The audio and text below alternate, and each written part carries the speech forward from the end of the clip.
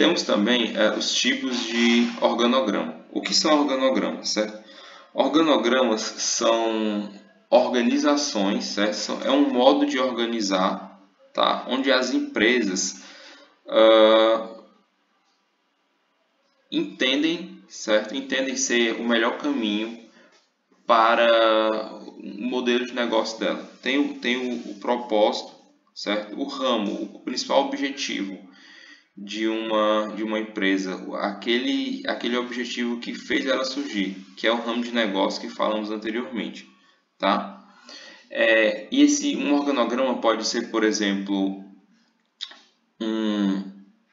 pessoas, tipo a hierarquia.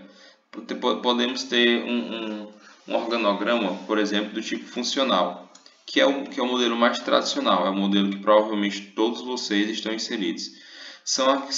Um organograma é a organização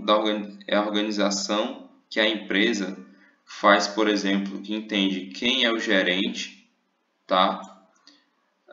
Dentro do gerente nós temos 2 supervisores, certo? E esses supervisores, eles respondem àquele gerente, certo? E no caso esse aqui, esse supervisor aqui, nós temos o que? Os funcionários ou o pessoal do operacional que responde diretamente a ele, certo? Temos a pessoa 1, a 2 e a 3, certo? Aqui é onde o organograma funcional funciona, tá? Por que é funcional? Porque ele preza pelo funcionamento da organização, onde o gerente tem que colher informações dos seus supervisores e cada supervisor, certo, tem um pessoal ligado a ele. Esse daqui seria o chefe imediato, certo, desse pessoal, enquanto o supervisor, seu chefe imediato seria o gerente ou um diretor, tá? A gente também tem o organograma do tipo de bens ou serviço.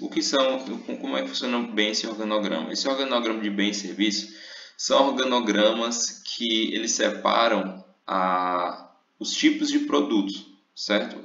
Separam a atividade da empresa. Por exemplo, se sua empresa vende vários tipos, vamos dizer que você é um supermercado, então você vende leite, você vende queijo, ou então aí você não vai separar por cada tipo de produto, porque é uma variedade muito grande. Você vai criar um organograma com várias bolinhas dessas aqui, certo? Então ele ficaria muito complexo, ficaria difícil de entender. Então o que é que nós fazemos? Nós separamos por atividade operacional. Então a gente separa, no caso do supermercado, por laticínio, por frios, certo? Por não perecíveis, arroz, feijão, tá? Então a gente vai separando por esse tipo de atividade. A gente também tem um organograma territorial, tá? Nesse organograma do território, funciona muito com franquias. É como, por exemplo, temos o Senai, que é de uma pessoa, temos o Senai, que é de Campina Grande, temos o Senai de Bahia, certo? E cada Senai desse responde a um organograma. Todos eles fazem parte desse organograma aqui, tá? E cada um deles vai responder a um tipo de pessoa. Então, esse tipo de organograma seria quando você tem várias ou sedes ou várias instalações espalhadas pelo Brasil, tá? Temos também o organograma por cliente, onde se sua empresa trabalha, por exemplo, um supermercado ou então uma loja. Uma loja ela pode trabalhar tanto com clientes, vamos usar o nome cliente privado, tá? O que seria o cliente privado, professor? Seria aquele cliente que chega na sua loja e pede um produto, tá? É o que todos nós fazemos, entramos numa loja e vamos comprar algum tipo de produto. Como também temos os clientes por contrato, que seriam mais ou menos os clientes públicos, tá? o que é um cliente público? O cliente público seria mais ou menos vamos dizer que tem uma prefeitura que tem um contrato com alguma loja para que todo mês elas comprem um determinado volume de produtos para pagar em algum prazo determinado por contrato, sabe? As empresas eles têm esses tipos diferentes de clientes. Os clientes que são aqueles que chegam na loja e compram um produto, que é o que todos nós fazemos, como também tem clientes que são outras empresas. Outras empresas compram dessa loja para fazer algum tipo de atividade, ou por exemplo, se você for deixa eu dar um exemplo para vocês. Se você for um construtor, aí você precisa de algum tipo de material de construção, então você vai em lojas de departamentos, ou você vai, não em lojas de departamentos, mas lojas de construção, né? De material de construção. Lá você pode ter uma empresa que tem um contrato com esse tipo de loja, para toda vez que ela precisar construir alguma coisa, já ficar reservado um tipo ou uma quantidade de material, de produto para aquela empresa, certo? Para aquela construtora. E temos os diversos outros tipos, né? Temos o organograma por processos, certo? Onde aqui é a separação por processo produtivo. Isso aqui funciona muito em empresas, quando empresas de fábricas, pronto. Algumas fábricas produzem vários tipos de calçados, por exemplo, uma fábrica de calçado. Ela pode produzir um calçado de uma marca, por exemplo, a Grendene, que ela produz calçados de várias marcas. Ela tem a marca da Melissa, ela tem a marca da Raider, tá? Então cada calçado desse é um processo diferente. Então o organograma, a organização da empresa vai trabalhar em tipo de produto, em tipo de processo produtivo, tá? A gente também tem o organograma de projeto. Aqui é um tipo de organograma muito específico. Ele é mais utilizado para quando existem projetos, tá? Que no caso que eu trouxe aqui para vocês, essa sigla é GTs, que é Grupo de Trabalhos, que são um grupo de pessoas que se juntam para cumprir determinada tarefa, um projeto específico e muito daquele momento, tá? Para isso serve mais o organograma, é quando você tem algum tipo de projeto fora do comum da empresa e uma quantidade de pessoas se separa e foca especificamente naquele projeto, se formam, nesse caso aqui, um grupo de trabalho para trabalhar só nesse projeto até acabar ele.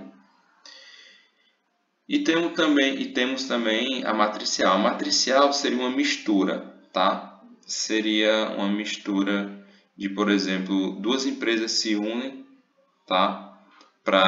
Ou uma empresa mesmo pode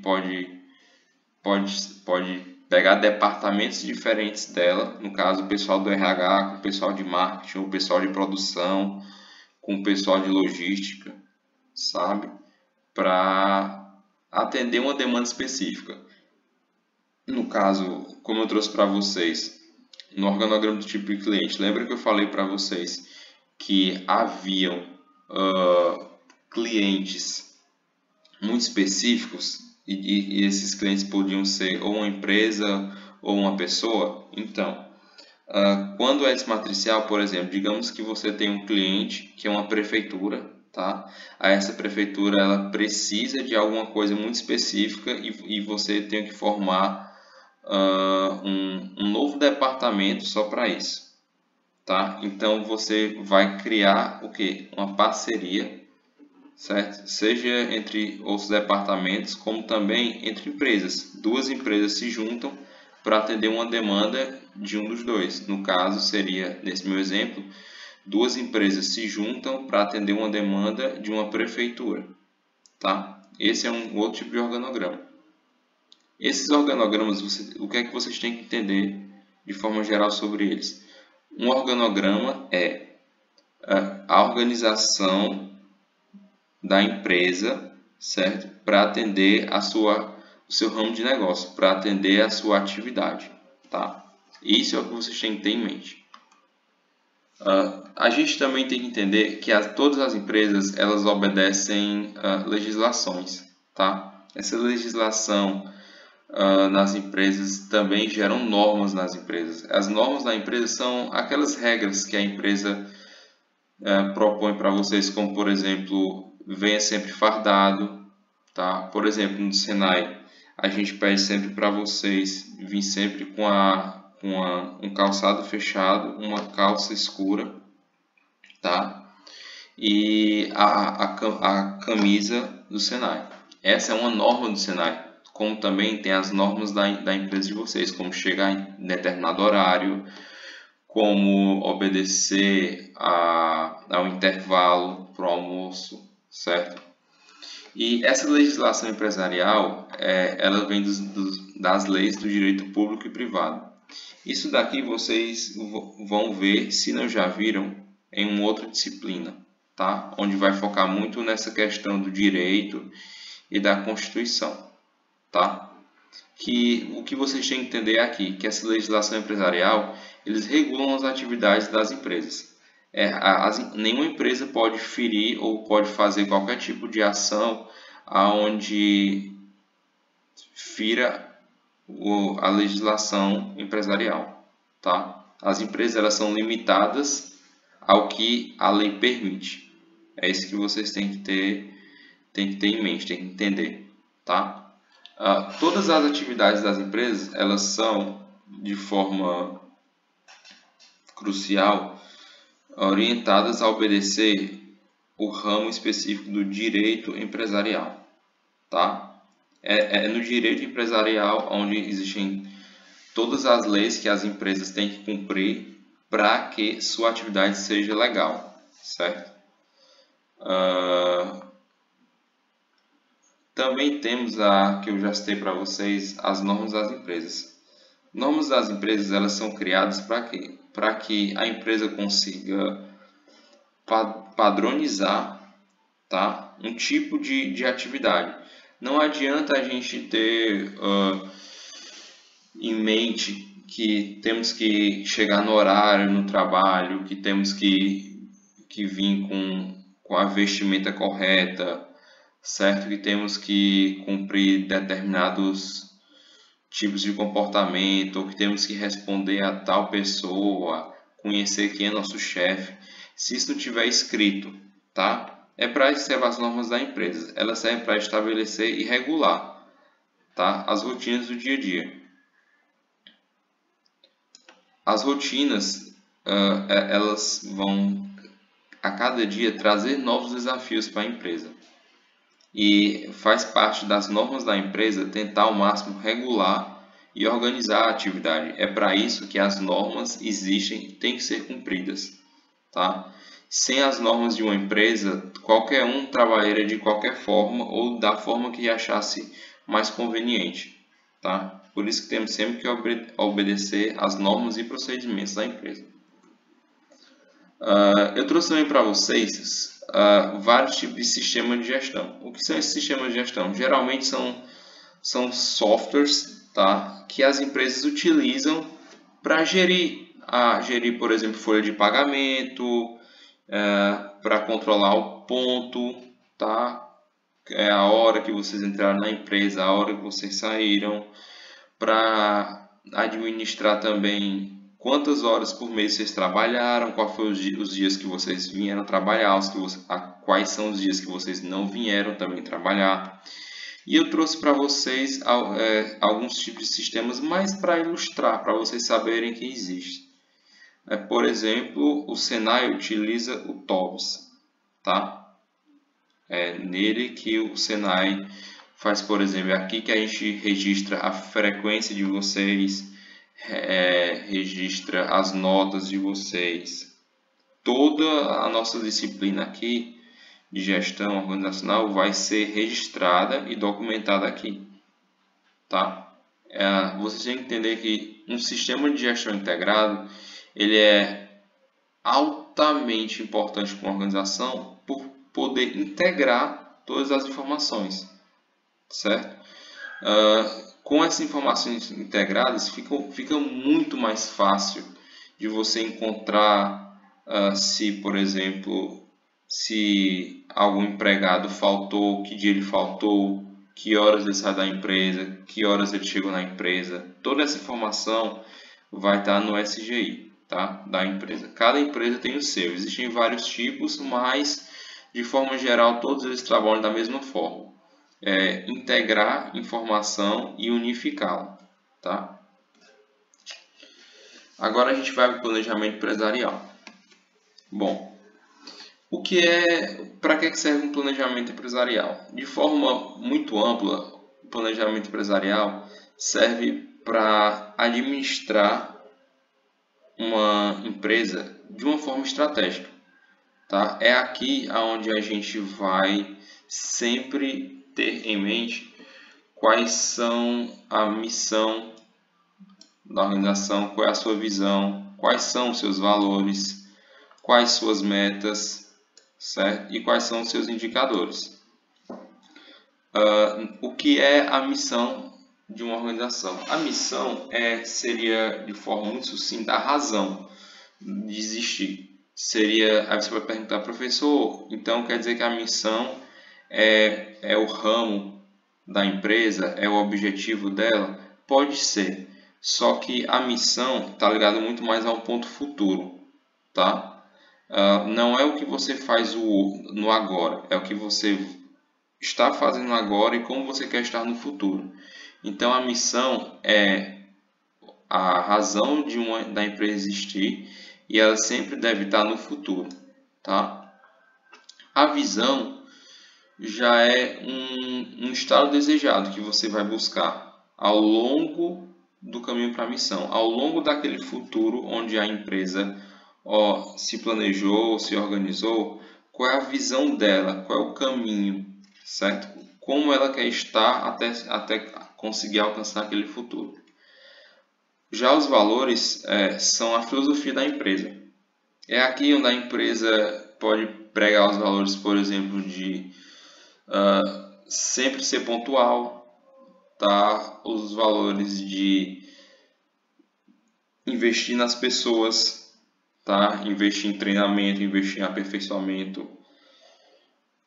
Os valores são o que movem a organização, são os aspectos que estão intrínsecos nela, são os aspectos que estão no dia a dia dela, tá?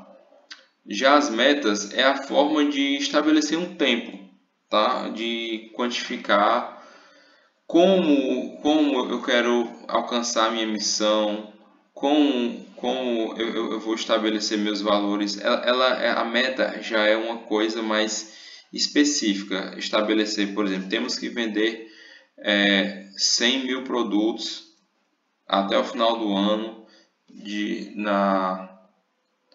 um determinado produto, tá?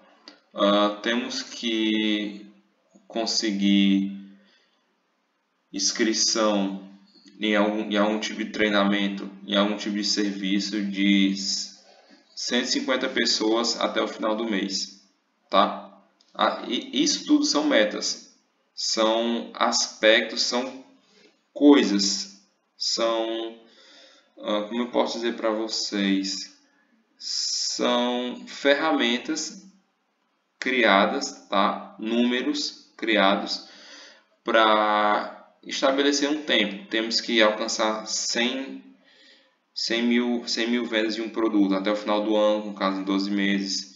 E com isso a gente consegue o quê? A gente consegue saber se a gente está num caminho bom ou não para alcançar os nossos objetivos.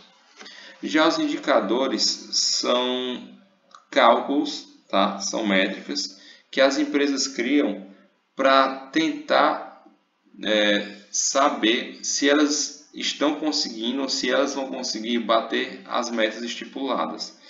Os indicadores são os responsáveis para medir a nossa produtividade, tá? A produtividade nossa enquanto professor, a produtividade de vocês enquanto empregados enquanto colaboradores na empresa de cada um, certo?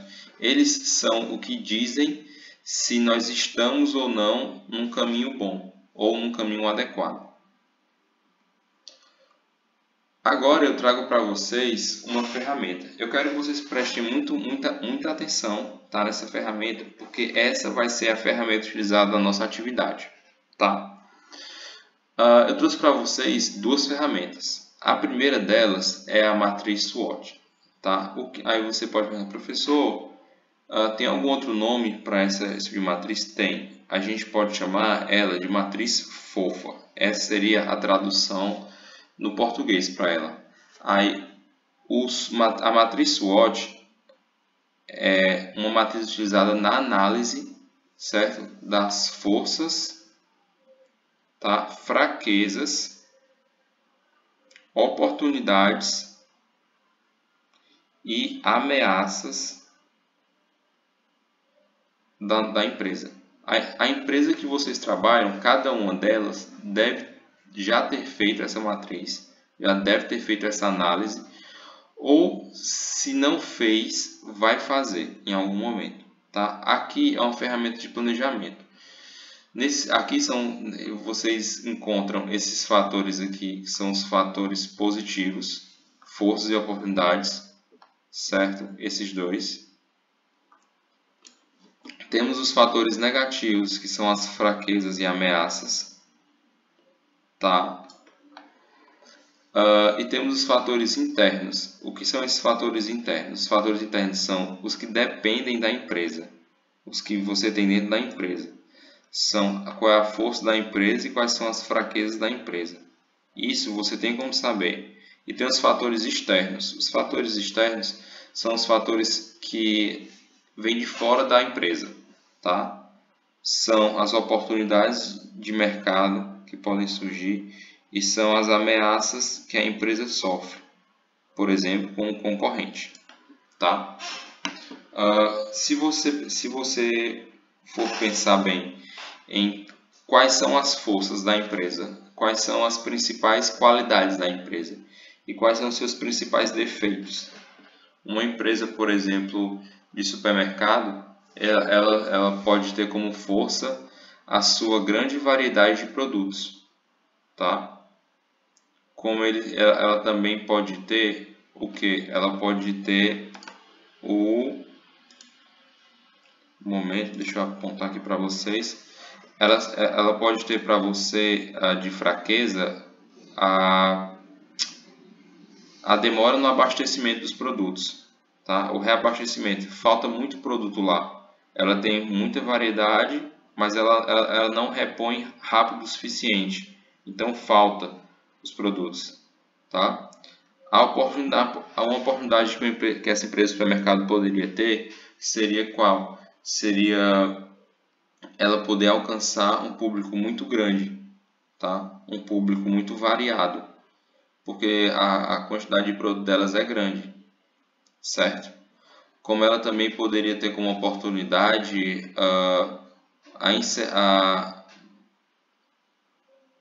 como é que eu posso dizer para vocês? A inserção de um novo produto no mercado. Ela pode entender que a população, que os clientes dela preferem um tipo de produto e o supermercado pode buscar. Como também a ameaça dela pode ser qual? Que enquanto ela não tem esse tipo de produto, que eu sei para vocês que os clientes dela querem, os supermercados concorrentes têm. E esse mercado concorrente, eles podem tomar clientes desse mercado. Então vejam que tudo, certo, o que eu trouxe para vocês aqui são fatores de planejamento. A matriz SWOT ela trabalha com a identificação desses 4 vetores aqui. Nesse tipo de análise, vocês vão ter que ver na atividade. Eu passei para vocês uma atividade que vai estar, certo, no aplicativo, no Google Sala de Aula, tá? Aonde eu quero que vocês vai ter as instruções melhor lá, mas eu quero que vocês identifiquem quais são as forças, no exemplo que eu dei lá, quais são as fraquezas, quais são as oportunidades e quais são as ameaças, certo? Eu quero que vocês utilizem essa ferramenta e sabendo cada coisa, cada um desses 4 vetores, vocês vão ter que planejar, tá? Qual seria uma solução, qual seria uma atitude.